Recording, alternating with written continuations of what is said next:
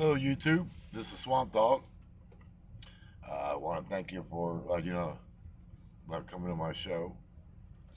Um, I'm want to I'm going to talk about two of my encounters that I had in the past, and a few years back. I say one encounter was about 10 years ago. That's the first one I'm going to talk about, and then the second one happened a couple of years back. It's about 3 years ago, I believe. Well, anyway, first of all, before I even say anything, I want to thank a person. Uh, she goes by Appalachian Shamaness. But she's a very dear friend of mine. She's a spiritual advisor to me. And she's been helping me with a few things and putting the puzzle together with my life. And I just I just want to I just want to give her a big thank you for everything that she's doing, and I really appreciate it. It means a lot to me. So, that said, um, old Swampy here. I was an I was an over the road truck driver for about 29 years, and excuse me, and I I used to haul produce up and down the East Coast,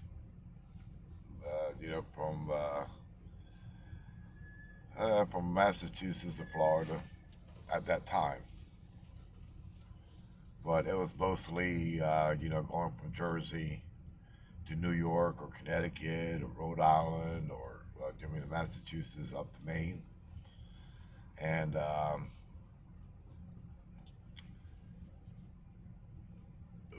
we did that many times, right? Yeah. And, well, throughout my 29 years of being an over the road truck driver, I was one of them. I was one of them outlaw truck drivers. I was the guy that had the three law books. You know, one on the dash and two in the back. You know what I mean? And I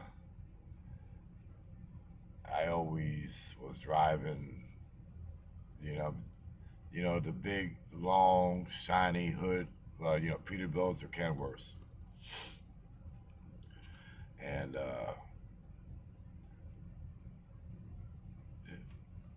pulling the reefer trailer. You know, I was always one of them guys. Well, anyway, uh, I was on my third round, right? That's what I was. I was on my third round of going from, Jersey up to Maine, and it's like each round is like what, 1,200 miles around because it's six up and six back or something like that.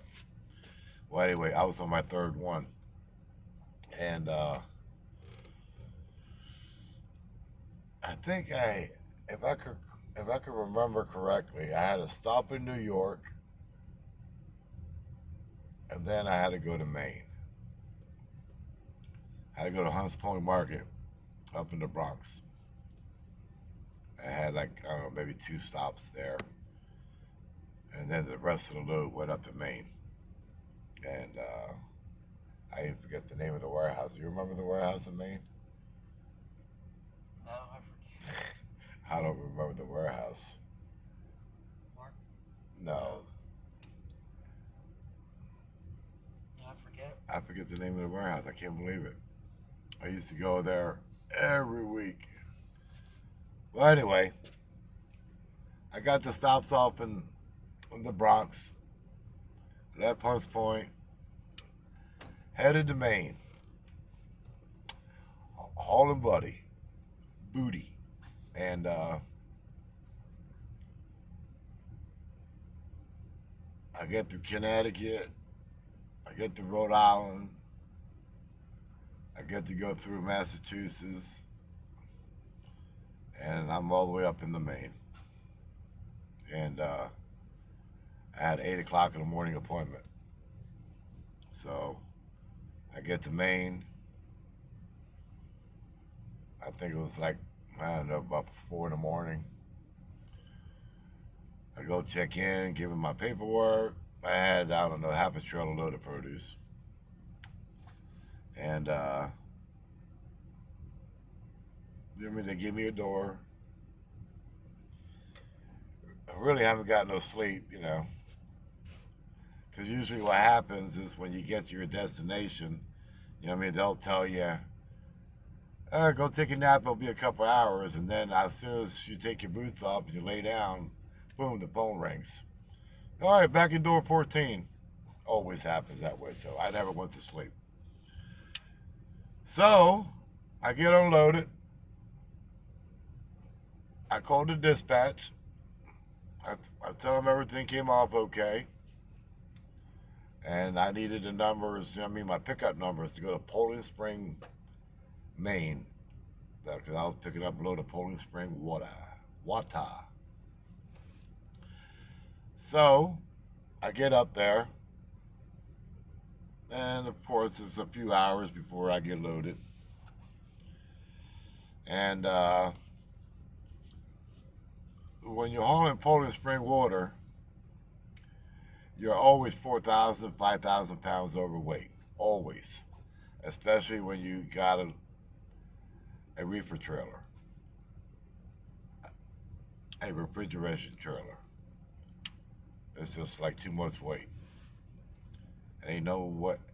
It doesn't matter how much you scale your axles and all that. You're always 4,000 pounds overweight. So what I used to do was, I stopped at the last rest area on 95 South, and I pulled into the rest area.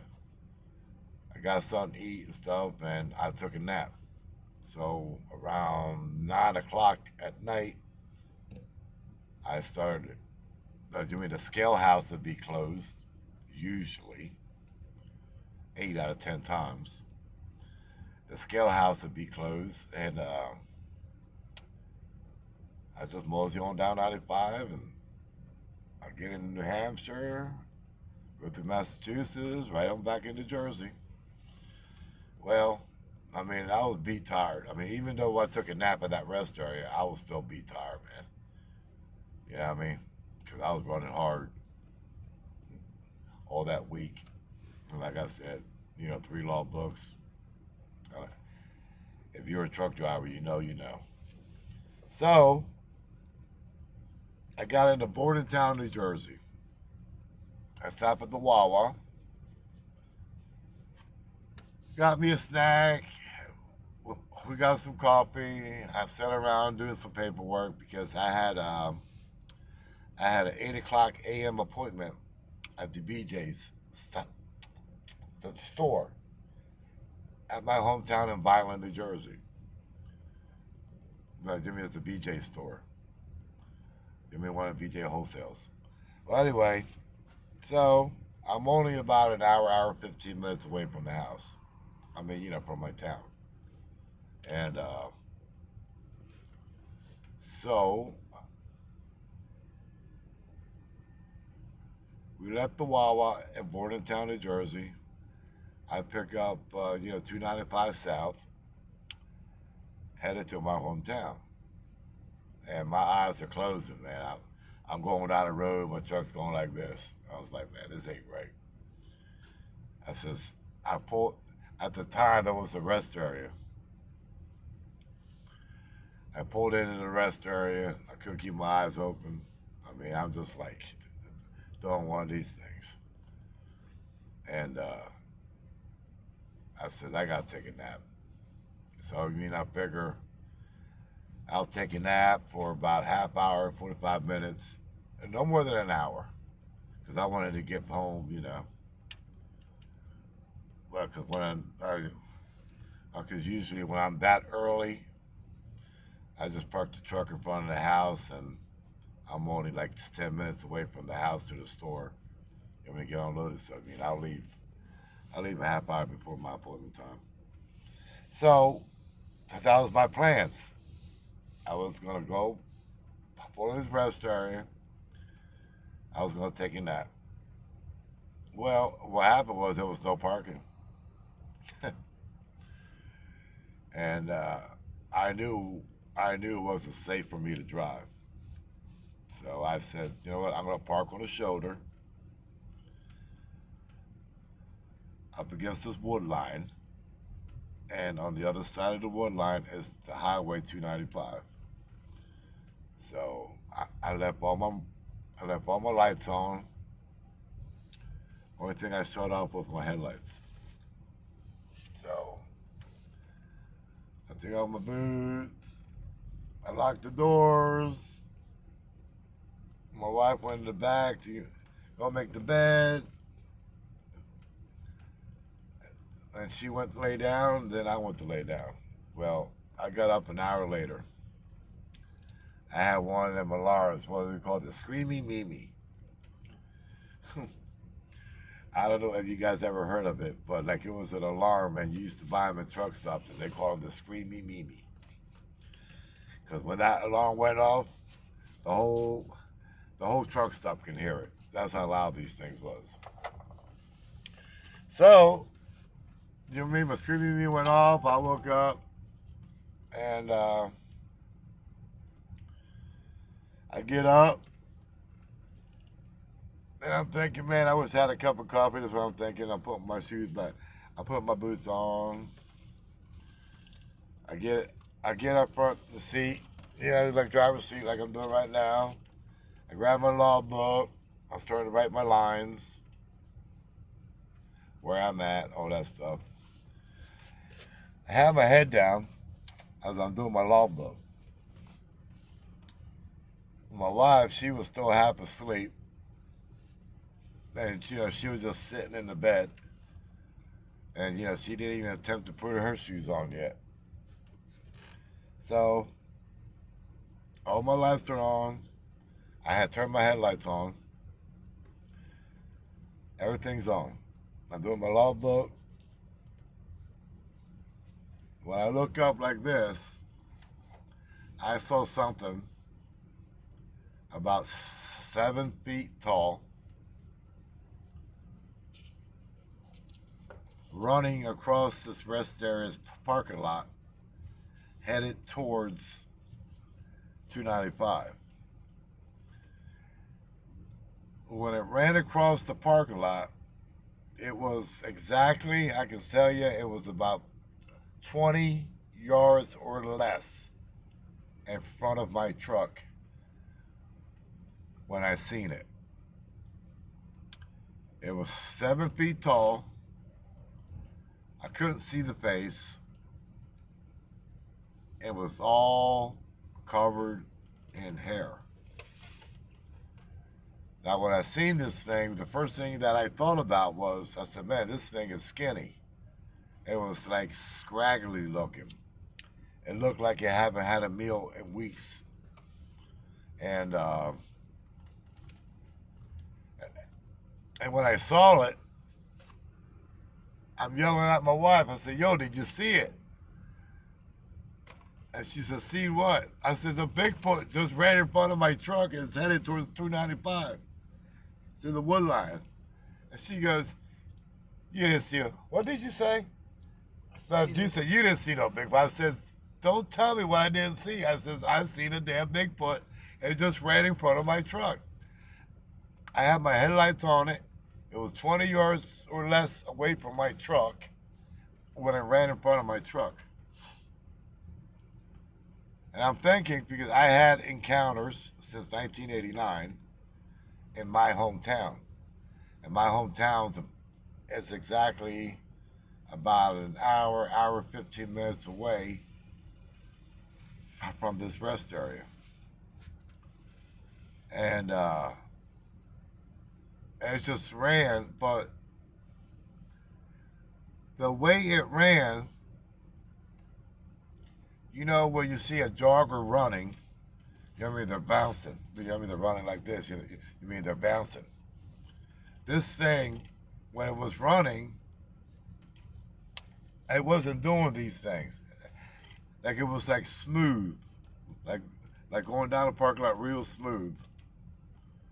It actually seemed like it was on roller skates or a skateboard as it was going across the parking lot. That's what it seemed like to me because it it was running, but it wasn't doing like you know what I mean like like if you're jogging. You know what I mean? It's not. You know what I mean doing that. It was just smooth. I mean smooth, and it actually looked like it was like I don't know, like moving on a skateboard or something. Yeah, that's how like me I saw it. You know what I mean? I'm not saying it was on a skateboard because it wasn't. I'm just saying the way it moved. It wasn't like you know bopping up and down. You know when you're running. It was like smooth, and yeah, that's what I first kind of. I mean, other than realizing that it was a Bigfoot, but that's what caught my attention. The way it was moving, and like I said, it wasn't big, like wide, like the other ones I seen in my other encounters. You know, since 1989. So it ran into the wood line, and when it jumped into the gully, there was a goalie, you know, goalie going down. And when it jumped in, it didn't jump into the, you know, into the gully like, well, you know, straight in. It did it sideways, and it was like, you know, facing me as it jumped into the gully, and it started just running through the tree line, and I know, I know that this thing ran across, well, you know, Route 295. Now, like on my Peterbilt, I had one of them spotlights. You mean like the old cop cars had the spotlights on it? Well, you mean I turned on the spotlight, I put the truck in gear, I didn't even do my paperwork, I just threw everything on the floor, and then she comes out, and you know, she jumps in the seat, and I said, I can't believe it took you that long. I was actually mad at her because she didn't come up the truck, you know, but doing it fast enough to see this thing. Because if she did, I mean, she would have seen it. And so I put the truck in gear, and I started rolling real slow. I'm looking around, nobody's out. Whatever truck drivers parked there, they're sleeping. And I was the only one moving through there. As I'm going by where this thing went in, I shone my spotlight in there. I didn't see anything. And I just kept on going. I'm shifting gears out of this rest area. And I'm saying to myself, I'm arguing with her. I said, yo, you got to move a little quicker sometimes, man. You know what I mean? Because if you would have came up here, you would have seen this thing. And, you know, it kind of pissed me off, you know? Because I just, if she was up front, she would have seen it. So, it's like I said earlier, I'm estimating where I've seen this, you know what I mean, where I've seen this creature up there about Bordentown. It's about an hour hour 15 minutes away from where I had my first and my other encounters in my hometown. And so like after that, every time I went up 295 and I got to that area, I always was I was always doing 55, 50 mile an hour because I'm always watching to see if I could see this thing again. You know what I mean? So that was one of my encounters that I had. I'd say about 10 years ago. Because after that, that's when I bought my own truck and trailer, right? Uh-huh. Yeah, yeah. So anyway, that was one for the books. Now, where where I was on 295, it's really not that far away from the Pine Barrens. The direction it was running across 295, it, it was like headed. It was like heading, towards the Pine Barrens. I'd say what, about 20 minutes, half hour away from parts of the Pine Barrens. Yeah. It was going east. So that was my encounter coming out of Maine, headed back to Byron, New Jersey, my hometown. And like I said earlier, it's about an hour 15 minute ride from where I had my first encounter and my other encounters in my hometown, in the city of Byron, Cumberland County. Now, I have said this story on, Bigfoot Society with, Jeremiah Byron. And I think that was the very first time that was one of my first stories for my encounters that I have mentioned on, Bigfoot Society. So, I said that I was gonna, give out, two more, one more other encounter that I had. Now this happened about 3 years ago. Um, I ride motorcycles, and I was always on my Harley and stuff. So what happened was, I couldn't sleep one night. This was around 11 o'clock at night. I'm like tossing and turning and stuff, and I'm saying, hey, you know what? I'm going for a ride. It was a nice summer night, like 90 degrees. I just had my leather vest on, my jeans, boots. You know what I mean? It was a beautiful night. It was a clear night. The stars were out. So what I did was I went to Wawa first, got me a cup of coffee. And I'm not sponsored by Wawa, but Jimmy, that's what I drink, Wawa. You'll hear a lot about Wawa.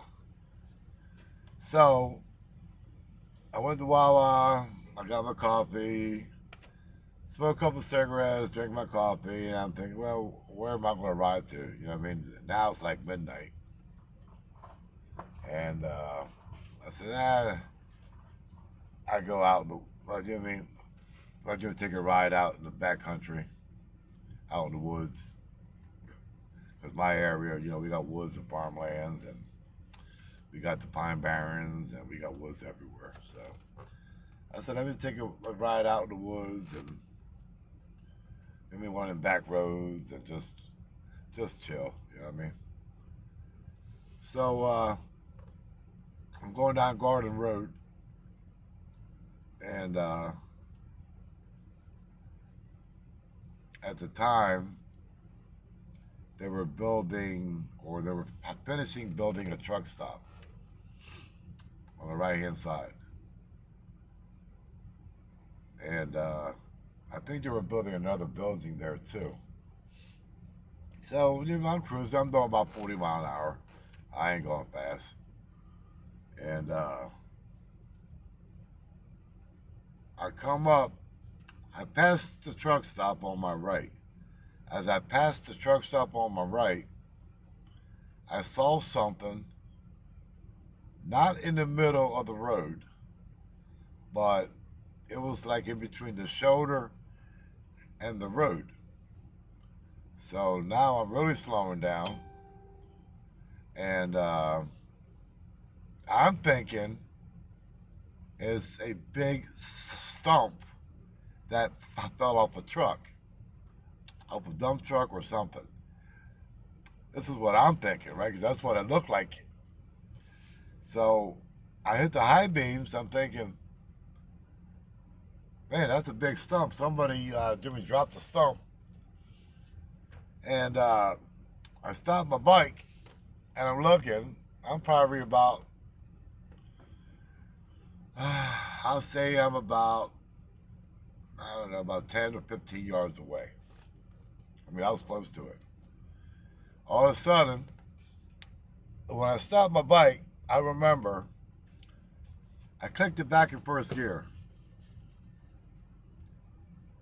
And I'm getting ready to go around this stump. Just before I hit the gas and I'm getting ready to move, this stump stands up. And it stands up, and like I said, I'm like 10 to 15 yards away. This thing stands up, picks up a deer with its right arm, turns around, like from the waist on up, turns around, looks at me, it gives me a growl. I'm looking at the deer. This thing had a whole deer in its right arm. And when he turns around and he looks at me, I actually heard the growl. And he takes off towards the left into the wood line. And he disappears with a whole deer in his arm. And I'm like, what the hell? And where that was, it was only about, here, let me see. I could say it was about 5 minutes away from my first encounter in 1989. That's how close it was, from that encounter to this encounter. It was only about 5 minutes away, if that. So, I'm holding on my bike now, mind you. This thing stands up, deer in its arm, looks at me, growls, loud enough that I can hear it because I have a Harley, and you know how much, and you know how loud they are, especially when you got straight pipes. And this thing takes off to the left, and he disappears. Your deer and all gone, like that, with a blink of an eye. Meantime, you gotta understand, I got 18-inch apes, so my arms are up. My legs are like, well, jello, and I'm trying not to drop my bike, right? Because I'm holding on my bars, and my legs and my feet are on the ground, and I'm trying to hold my bike. And I'm kind of doing the duck walk. No, you mean backing up. And my legs were so weak that I was actually afraid that I was going to drop my bike. I mean, that's how, that's how I was. So I finally calmed down enough to turn around. I made a little Yui, and I took off. and I rode back to the Wawa, shut my bike off, got me another coffee. Now I'm shaking and I'm trying to relax. I'm trying to cool down. I can't believe I've seen another one of these things. You know what I mean? And I'm talking to God and asking him why. I mean, I'm going off. People are looking at me like, yo, this guy's talking to himself. But you mean I was, I was there mentally, and I drank my coffee. I smoked a few cigarettes, and I wasn't even ready to ride my bike. I just sat there for about another hour, just trying to calm down. I'm trying to relax. I'm trying to get right with myself, and I finally went home. And that was one of my encounters, and I actually didn't ride my bike for a while. I didn't. I mean, I parked my bike in the driveway, and I uh, I didn't ride my bike for a while. It, it was a couple months, since I jumped on my bike. So, but that scared the hell out of me because I'm telling you, I was only about 10, 15 yards away from it, and I thought was a stump that when they're clearing out the ground, you know what I mean, they probably put it on the back of a dump truck, and my mind thought was it must have fallen off the truck. You know what I mean? And then nobody ever moved it until this thing, stood up. And when this thing stood up, in my mind, I'm thinking this is about 7.5, 8 feet tall. But it was big. It was a big boy. He was wide, and he was a big boy. And when he ran into the woods, I also remember when it ran into the woods, it was just crashing, through the woods. Whips this deer under his arm. You know what a deer weighs, especially when it's not gutted. You know what I mean? So yeah, that was another one of my encounters, and yeah. So that's gonna be it. I'm gonna get back on here and make a couple more videos this week, and I'm gonna put them out. I was supposed to do one on Wednesday, but I never did.